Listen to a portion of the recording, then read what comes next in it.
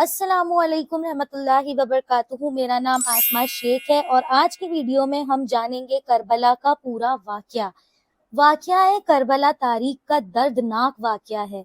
ये हक और बातिल का वाकया है। ये दो अलग अलग शख्सियत के बीच का वाकया है।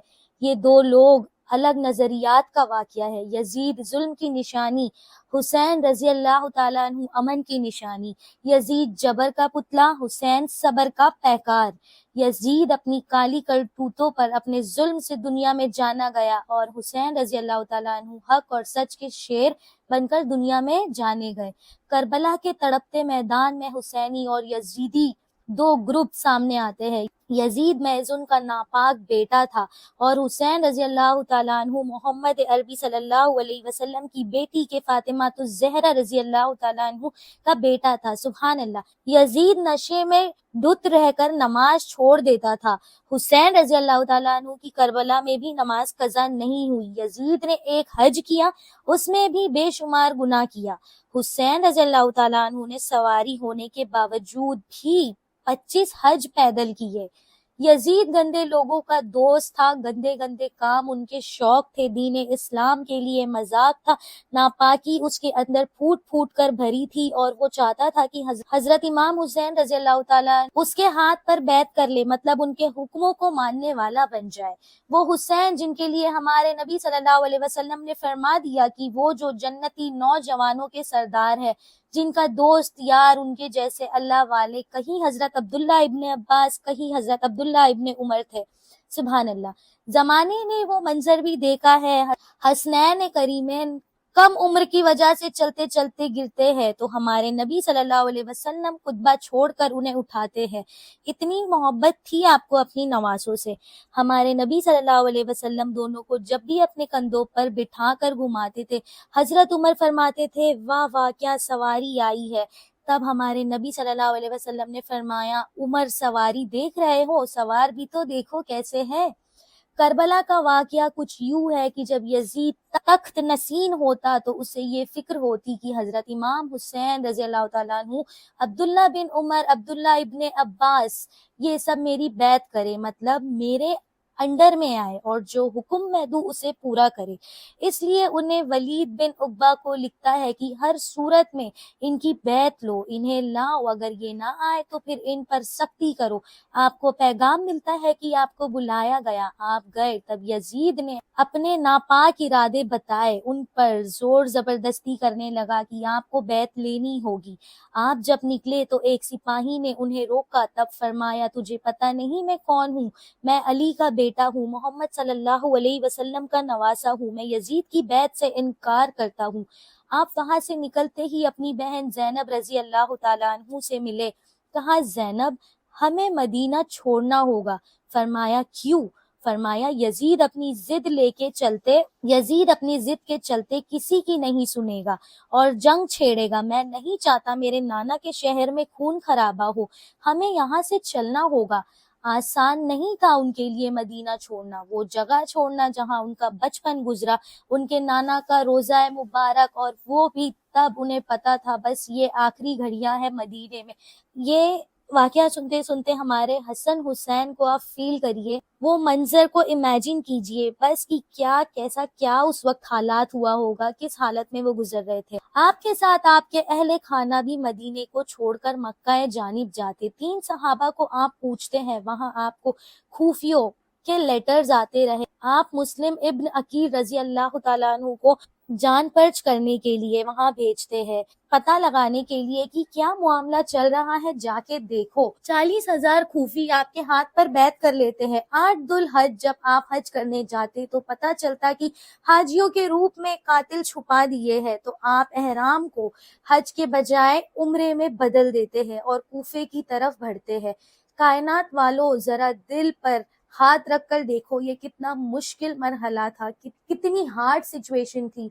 इस दीन जिसमें आज हम सब सुकून से जी रहे हैं, इसे बचाने के लिए हजरत इमाम हुसैन ने कितना बड़ा कदम उठाया था।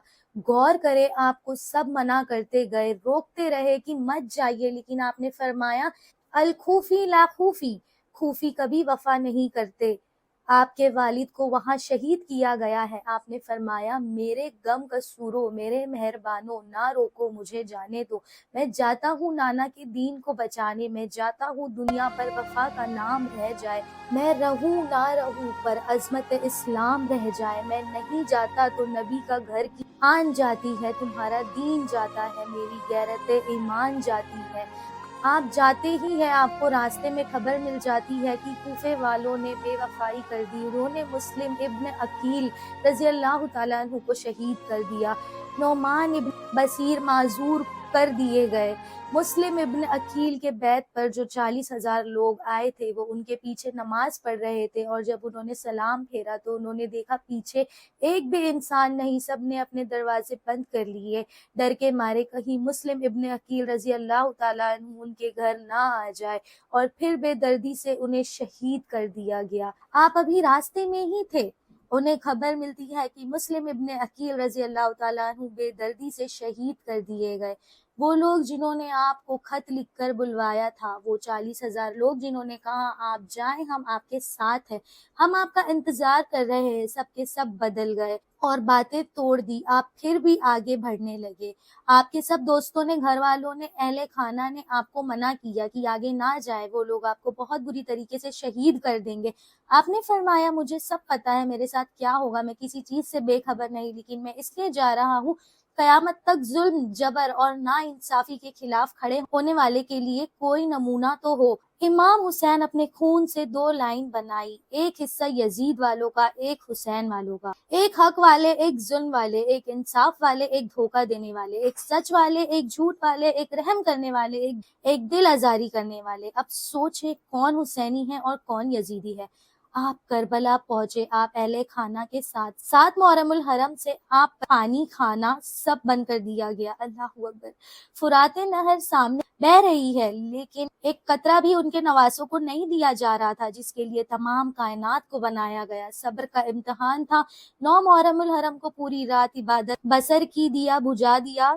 آپ نے اپنے اہل خانہ سے فرمایا کہ انہیں میرا خون چاہیے، تم سب اگر جانا چاہو تو چلے جاؤ، میں اس بات کا برا نہیں مانوں گا، اور تم لوگ جاؤ گے تو یہ لوگ روکیں گے بھی نہیں، کیونکہ انہیں صرف مجھ سے مطلب ہے، تم سے نہیں۔ آدھی رات کے بعد جب دیا روشن کیا اور پیچھے دیکھا تو کوئی بھی چھوڑ کر نہیں گیا، سب وہی بیٹھے ہوئے تھے۔ سب وفاداروں نے فرمایا کہ ہمیں ہر طریقے سے اگر چیر کر بھی رکھ دیں گے تب بھی ہمارا ایک ایک حصہ آپ کے ساتھ ہی رہے گا۔ یا سیدی، جنگ شروع ہوئی۔ ایک طرف ہزاروں کی تعداد، کھائے پیے مضبوط لوگ، اور 3 دن کے بھوکے پیاسے کمزور 72 لوگ۔ حضرت سکینہ 6 مہینے کی پیاسی اور دودھ کے لیے تڑپ رہی حضرت علی اصغر کو لے کر اپنے بابا کے پاس آئی اور فرمایا اصغر کو پیاس لگی ہے۔ بابا آپ ننھے علی اصغر کو لے کر نہر فرات کے پاس لے کر گئے، چاہے وہاں سے چلو میں پانی لے کر تھوڑا حلق میں ڈال دے تاکہ بچے کو کچھ تو صبر آ جائے، لیکن ان ظالموں نے چھوٹے بچے کو بھی ایک ایک بوند کے لیے تڑپایا۔ آپ نے فرمایا تمہیں میرا خون چاہیے، اس بچے سے کیا دشمنی ہے، اسے کیوں تڑپا رہے ہو؟ یوں یزیدیوں نے ذرا بھی نہ سنی نہ رحم کیا اور چھوٹے سے علی اصغر کے گردن پہ تیر چلا دیا۔ راوی فرماتے ہیں کہ وہ تیر کوئی چھوٹا موٹا تیر نہیں تھا، اللہ اکبر، وہ جانوروں کو ختم کرنے کے لیے یوز کیا جانے والا تیر تھا جو چھوٹی سی ننھی سی گردن کو چیر کر نکلا۔ آپ رضی اللہ تعالیٰ عنہ نے آپ کے خون کو چلو میں لیا اور آسمان کی طرف اچھال کر کہا یا اللہ حسین کی اس قربانی کو قبول کر۔ یہ ویڈیو کو سننے والوں سوچو ذرا، رونا آ جانا چاہیے ہمیں یہ واقعہ سنتے سنتے، پڑھتے پڑھتے۔ جب میں یہ ویڈیو بنائی مجھے اتنا زیادہ رونا آیا۔ یہ ہماری پاکی کی نشانی ہے۔ بھائی عباس کے بازو کاٹ دیے گئے، آپ ان کی لاش کو خیمے تک لاتے ہیں۔ اب علی اکبر گھوڑے پر سوار ہو رہے ہیں، 18 سال کے جوان بیٹے کو سوار کر رہے ہیں۔ امام حسین رضی اللہ تعالی عنہ اندر سے دل پھٹا جا رہا ہے، لیکن کیا کرتے، اللہ راہ پر بھیجنا تھا، اپنے نانا کے دین کو عروج پر لانا تھا۔ علی اکبر بھی تھوڑی دیر میں لڑنے کے بعد گھوڑے سے گرتے ہیں۔ آپ اپنے جوان بیٹے کے لاش کو کندھے پر اٹھا کر خیمے تک لاتے ہیں، ایک ایک کر کے 71 लाशें खेमे में जमा हो जाती। अब बारी आती है हजरत इमाम हुसैन की। अब आप घोड़े पर सवार हो रहे हैं। बहन ज़ैनब की अब हालत सुनिए कैसी हो रही है। आप अपने आप को संभाल नहीं पा रही, जोर जोर से रो रही है। उन्हें पता है कि मेरा भाई अकेला जा रहा है। वो हजारों की तादाद में इतने बड़े बड़े हथियार लेकर खड़े हैं। उन्हें पता है कि क्या अंजाम होने वाला है। आप रो रो कर भाई भाई पुकार रही है। हजरत ज़ैनब रज़ी अल्लाह तआला अन्हु की बहादुरी बेमिसाल थी।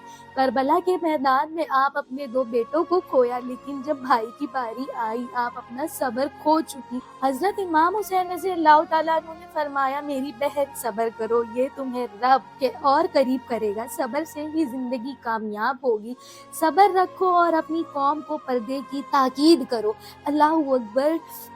अल्लाह वालों का क्या ही कहना। आप इमाम हुसैन रज़ी अल्लाह तआला अन्हु यजीदियों को फरमाते हैं, मुझे क्यों मारते हो? क्या तुम्हें नहीं मालूम मैं हक पर हूँ? मैं जन्नती नौजवानों का सरदार हूँ। तुम्हें अल्लाह से डर नहीं लगता? ऐसा करते हुए लेकिन किसी ने नहीं सुनी और बेरहमों ने उन्हें शहीद कर दिया। यजीद ने आपको तब शहीद किया जब आप सजदे की हालत में थे। आप सजदा कर रहे थे और आपके सरे मुबारक को शहीद किया गया। अल्लाह अकबर। यजीद पलीद आपको अपने आगे झुकाना चाहता था, लेकिन आप नहीं झुके। आप अपने रब के आगे झुके और तब उन्हें शहीद किया गया। कहा जाता है कि उन जालिमों ने आपके सरे मुबारक को नेज़े पर रख कर ताजिया जैसे बनाकर पूरी 72 गर्दनों को घुमाया गया और ढोल ताशे बजाए गए। आज कुछ बेवकूफ यजीद की तरह खुशियां मना रहे हैं, ताजिया बनाते हैं, ढोल बजाते हैं। जो ऐसा करते हैं वो हुसैन रज़ी अल्लाह तआला अन्हु वाले नहीं है, वो यजीद के साथ वाले हैं। हुसैनी तो नमाजी होते हैं, हर हाल में नमाज पढ़ते हैं, बाकी नमाजें कज़ा करते हैं। अल्लाह करीम हिदायत दे जाहिल मुसलमानों को और हमें 5 वक्त का सच्चा नमाजी बनाए। मैं सलाम करती हूँ हजरत इमाम हुसैन को और उन 72 बहादुरों को जिनके बारे में गांधी जी ने कहा था कि अगर मेरे पास 72 करबला वालों में से कोई एक भी होता तो मैं इंडिया को एक दिन में अंग्रेजों से आज़ाद कर लेता। इस वीडियो में मुझे और बहुत सारी चीज़ें बोलना है, लेकिन बहुत ज़्यादा बड़ी वीडियो हो गई है। तो आई होप कि आपको ये वाकया अच्छा लगा। ये वाकया सुन के एकदम दिल भर आता है। बहुत तकलीफ होती है कि हमारे इमाम हसन और इमाम हुसैन के साथ करबला में क्या वाकया पेश हुआ, जिन्होंने इस्लाम के लिए, दीन के लिए लड़े हैं।